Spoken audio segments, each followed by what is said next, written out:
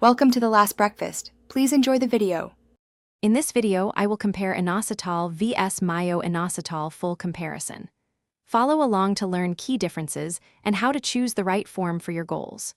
We will cover chemical forms, typical dosing ranges, and common therapeutic uses in a clear, practical way. I will show how blends and ratios affect outcomes, discuss safety and side effects, and offer simple tips to pick a supplement that fits your needs. We'll start by defining inositol and Myo Inositol and explain their roles in cell signaling and metabolic health.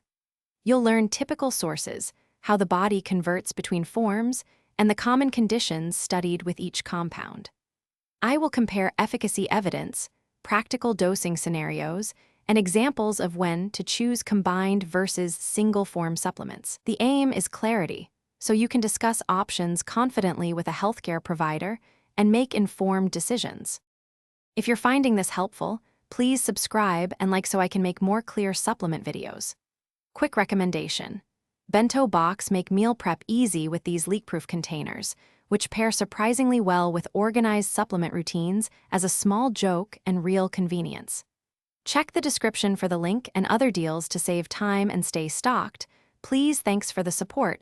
Now let's get back to the video. Next, we will review dosing examples, common side effects, and interactions to watch for when using inositol or Myo Inositol. I will outline typical supplemental ranges, how to split doses for tolerance, and signs that you may need to reduce or stop use. We will also discuss product quality markers and what to look for on labels so you can pick a reliable supplement without confusion. These points help you make safer choices. Thanks for watching. If this was helpful, leave a like and consider subscribing. See you next time.